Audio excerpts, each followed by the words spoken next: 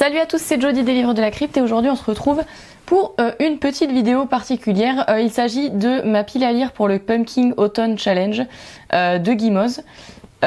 Si ça vous intéresse d'avoir toutes les conditions de ce challenge, je sais qu'il dure du 1er septembre au 30 novembre. Je vous mets le lien de sa chaîne du coup dans la barre de description pour que vous puissiez vous aussi participer si cela vous intéresse. Donc voilà, je vais vous montrer les livres que je vais lire durant cette période du challenge. Je vous prépare d'ailleurs moi-même une petite surprise d'ici le mois de décembre. On va commencer de ce pas et je vais vous présenter les livres que j'ai compté lire pour ce magnifique challenge de l'automne d'Halloween. Alors la première catégorie, il s'agissait de Automne frissonnant. Évidemment, c'est une de mes catégories préférées, voire ma catégorie préférée de ce challenge.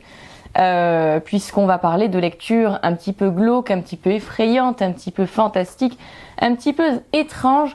La première catégorie, c'est Gargare à la main de gloire. On va parler de voleurs, de thrillers, de policiers, de superstitions, d'horreur et d'épouvante. Et pour cette catégorie, j'ai choisi Tréfond de Tom Clearlake. J'ai hâte de lire ça. C'est une petite enquête, d'après ce que j'ai compris, qui va amener du coup un enquêteur dans les entrailles de Paris, plus précisément dans les souterrains de Paris. Donc je pense que ça va être une histoire de catacombes. Voilà, on est clairement dans du fantastique ici. Donc j'ai hâte de découvrir ça. Je sais pas du tout ce que ça va donner. Ça fait un petit moment que j'avais envie de le lire celui-là. Et je pense que ça convient parfaitement à ce thème. La deuxième sous-catégorie, c'est Double Toil and Trouble. On va parler de sorcières, de pièces de théâtre, de prophéties et de tragédies. Et quoi de mieux pour ceci que Faust de Guts. Je l'avais déjà sorti en plus dans le challenge de l'année dernière. Donc dans le Pumpkin Autumn Challenge de l'année dernière, je l'avais déjà sorti et je ne l'ai pas lu. Voilà, donc c'était un échec. Donc j'espère que je vais y arriver ce coup-ci. Voilà, c'est une œuvre qui m'impressionne beaucoup. Et c'est pour ça que les challenges, c'est génial parce que ça me permet de ressortir des œuvres comme ça qui traînent dans ma palle depuis un petit bout de temps et que j'ose pas trop lire. Voilà, ça me pousse un peu à lire des choses qui sortent des sentiers battus. Et clairement, ici, voilà. J'ai très envie de lire cette pièce de théâtre classique, voilà, qui est extrêmement connue, donc ce sera peut-être l'occasion, j'espère que je vais y arriver cette année. Ensuite, la troisième sous-catégorie de Automne frissonnant, il s'agit du folklore de Chipenden.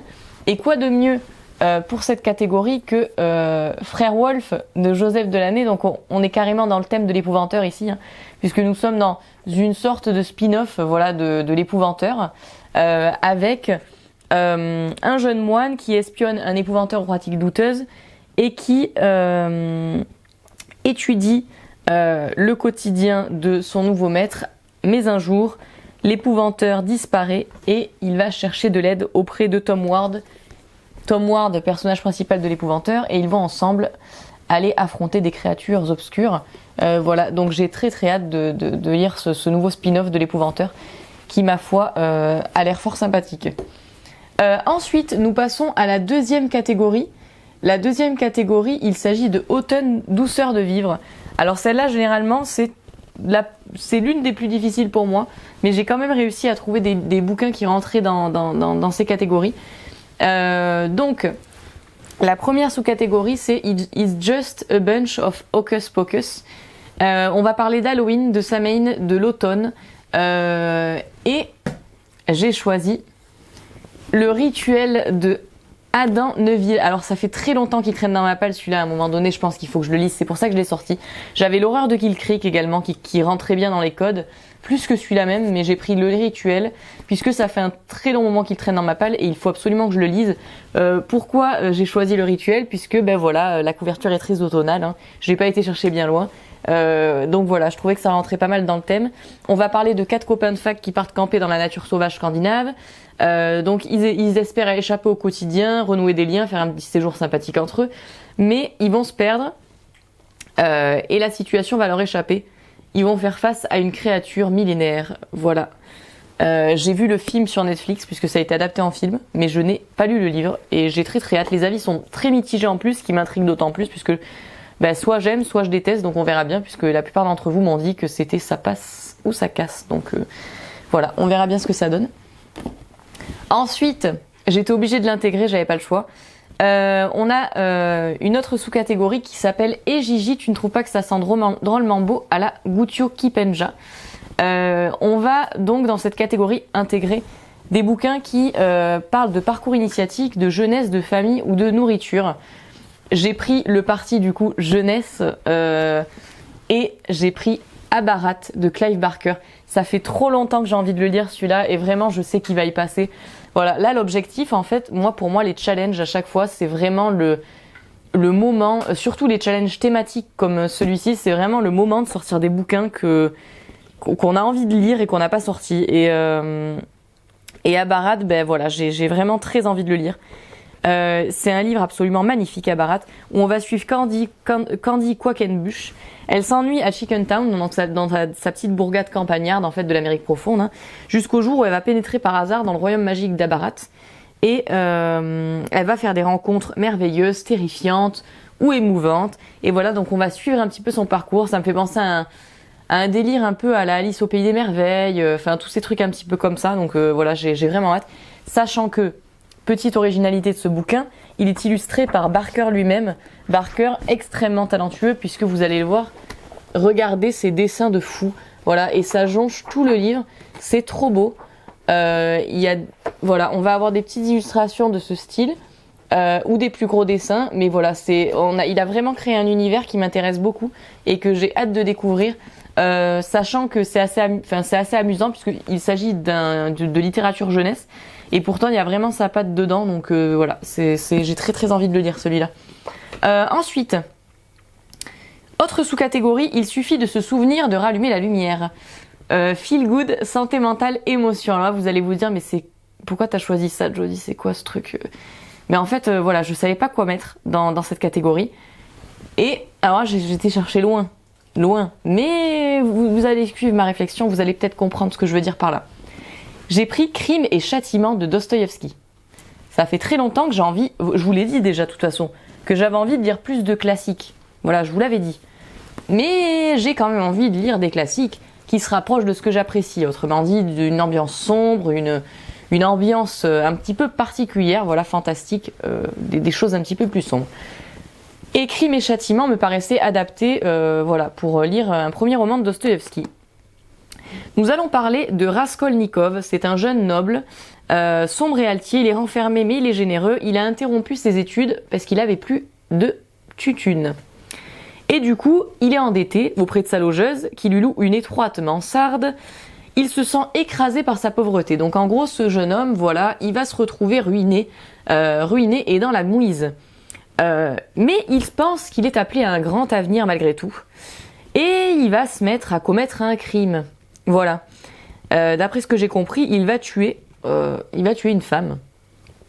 Et en fait, dans ce roman, on va suivre les pensées de ce jeune homme suite à son crime, l'introspection de ce jeune homme suite à son crime, mais également, d'après ce que j'ai cru comprendre, puisque je ne l'ai pas encore lu, nous allons suivre les conséquences de son crime.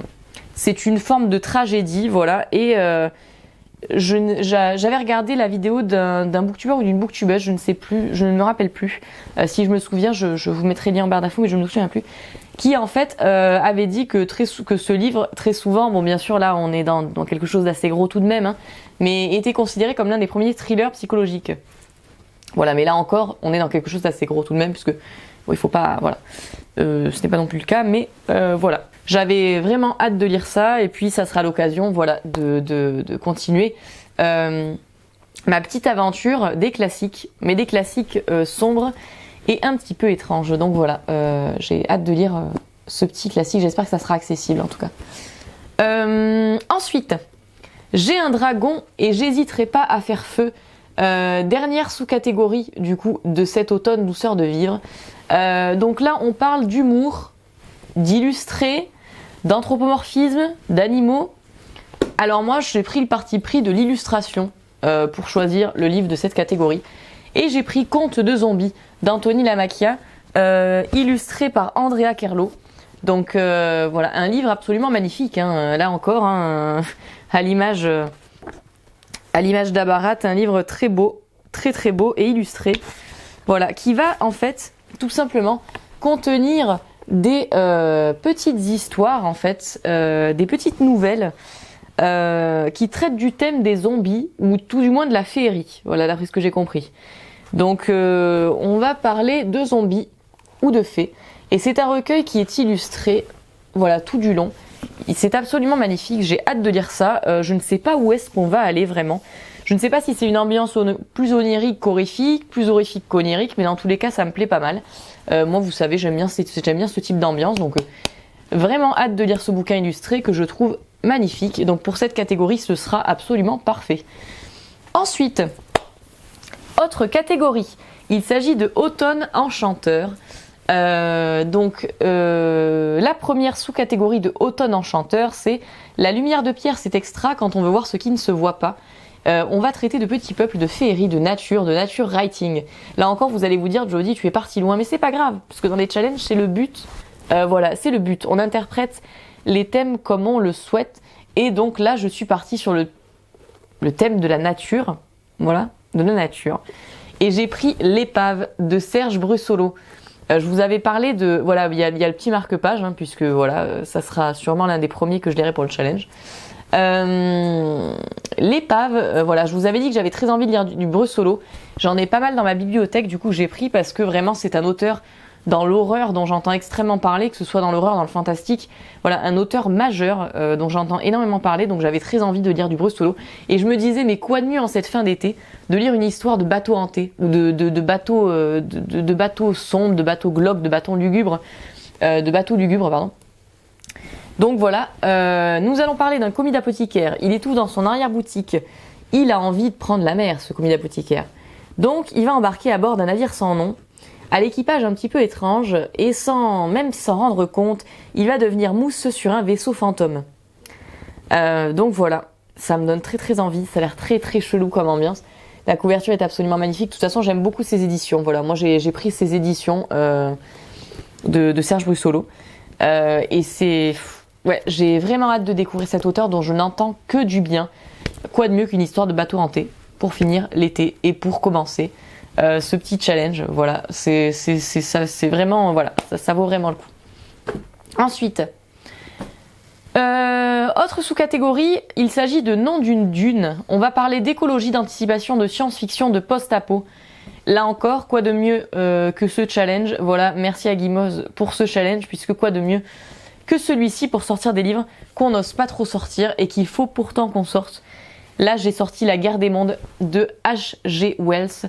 La Guerre des mondes, un classique, voilà, dont on ne parle plus. Un classique qui a été adapté en film, là aussi également, avec Tom Cruise. Je n'ai jamais vu le film, hein. Là encore. Moi, je suis vraiment je suis horrible sur ça, c'est que tant que j'ai pas lu les livres, je ne veux pas regarder le film. C'est comme Orange Mécanique, voilà. Tant que j'avais pas lu le livre, je voulais pas regarder le film. Et bien là, La Guerre des mondes, c'est pareil. Dans La Guerre des mondes, d'après ce que j'ai compris, on est clairement dans du post-apo, hein. On va parler d'une invasion extraterrestre qui va mettre en danger la race humaine, voilà. D'après ce que j'ai compris, c'est de ça dont on parle, hein. Donc quelque chose de très intéressant.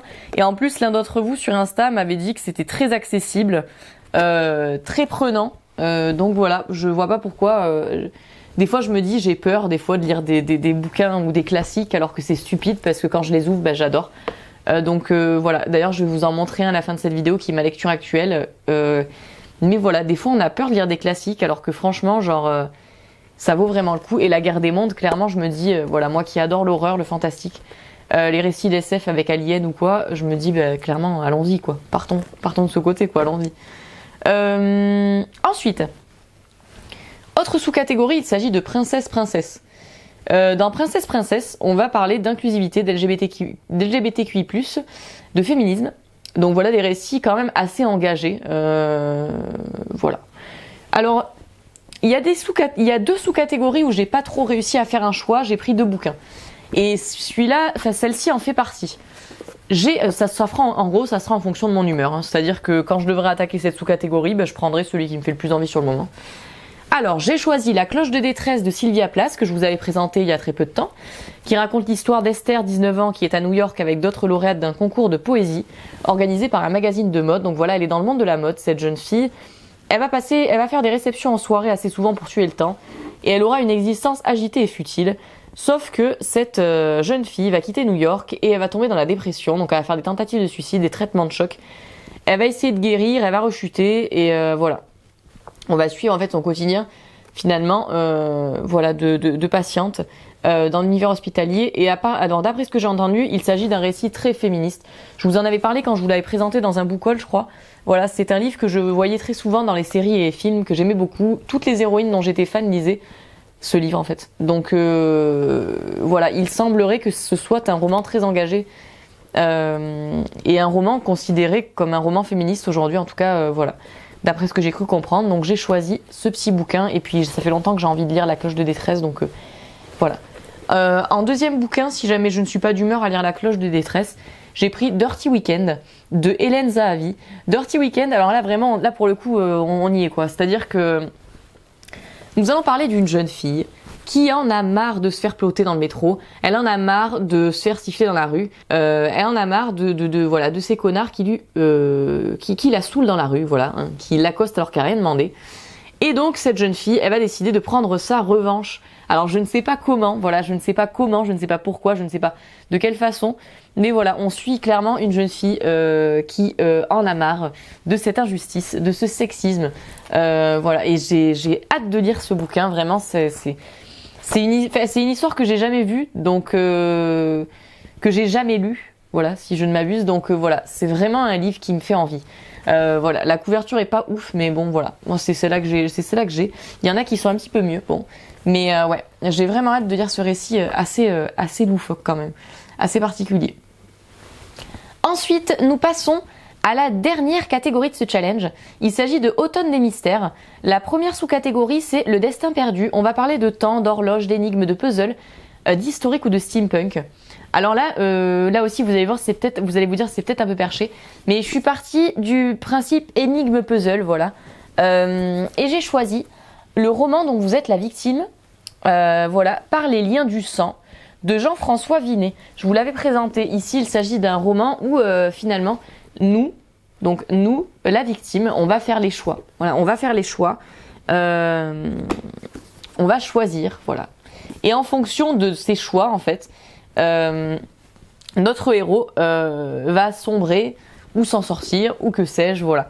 Et moi j'adore les livres dont on est le héros, bon là en l'occurrence la victime, mais les livres où on fait des choix quand c'est bien fait, voilà, j'aime beaucoup.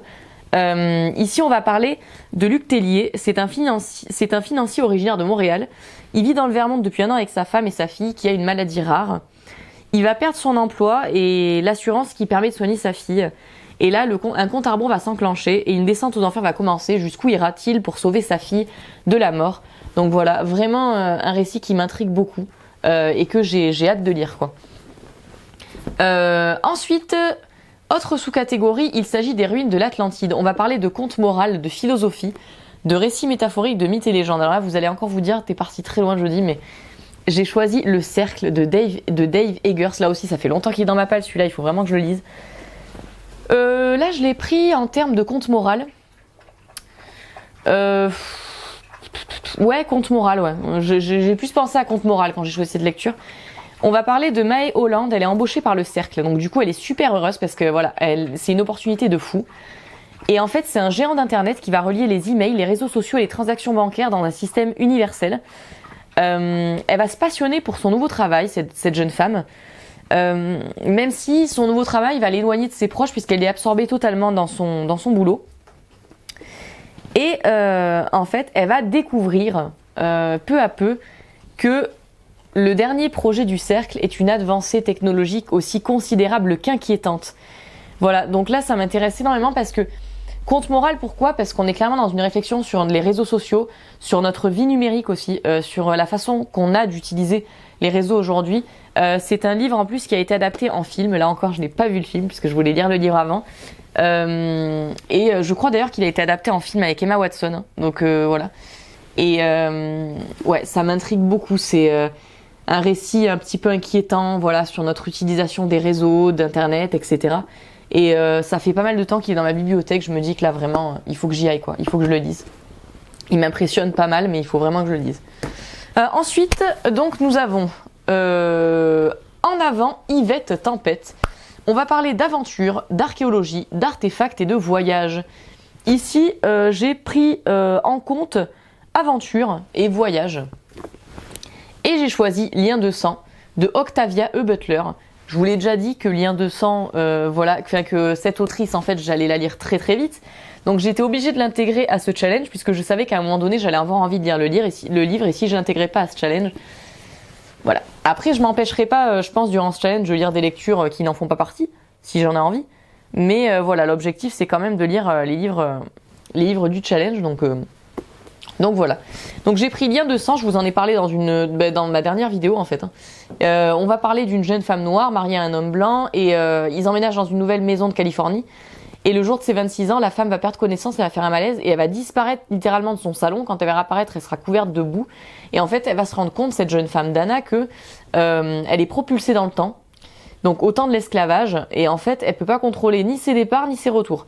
Donc elle va expérimenter un passé très sombre, un passé très cruel, un passé assez horrible. Voilà, un passé affreux. Et donc du coup, la question que l'on va se poser, hallucination, cauchemar, le couple survivra-t-il à ces épreuves? C'est un récit de SF qui m'intrigue énormément, donc voilà, je l'ai intégré à ce challenge puisque je sais que du 1er septembre au 30 novembre, j'aurai certainement envie de le lire, donc voilà. Ensuite, on est dans la dernière sous-catégorie de ce challenge, donc la dernière sous-catégorie de Automne des mystères. Il s'agit de cabinet de curiosité. On va parler d'art, de science, de musée, de singularité et d'étrangeté. Ça vraiment, c'est une catégorie, j'ai du mal à choisir parce qu'il y a trop de bouquins dans ma bibliothèque qui rentrent dans ça. Et du coup, j'ai 2 livres. Voilà, ça aussi, ça sera en fonction de mon envie. Voilà, j'ai choisi 2 livres. J'ai choisi Le Château de Franz Kafka. Je vous avais dit que j'avais adoré La Métamorphose. La Métamorphose est un de mes romans préférés en fait. C'est un de mes livres préférés de tous les temps, La Métamorphose. J'avais adoré et du coup je me dis mais autant lire d'autres romans de la plume de Kafka en fait. Puisque j'ai aimé Kafka. Sachant que Kafka, il a une écriture très particulière et tout le monde n'aime pas Franz Kafka. Moi j'ai beaucoup aimé donc je me dis autant y aller. D'après ce que je comprends dans le résumé, on va parler d'un jeune homme qui s'appelle K et qui va dormir dans un château assez étrange, le château du comte West-West.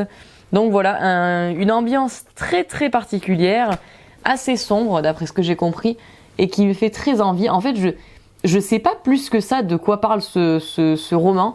Je sais que c'est une histoire de château, une ambiance peut-être un petit peu gothique, un petit peu bizarre, je ne sais pas. Je sais pas à quoi m'attendre, mais voilà, j'ai envie de lire d'autres romans de la plume de Kafka et ça sera l'occasion. Et sinon, dans cette catégorie aussi, j'ai intégré, donc ça là aussi, ça sera en fonction de mon humeur, comme je vous l'ai dit, soit Kafka, soit lui.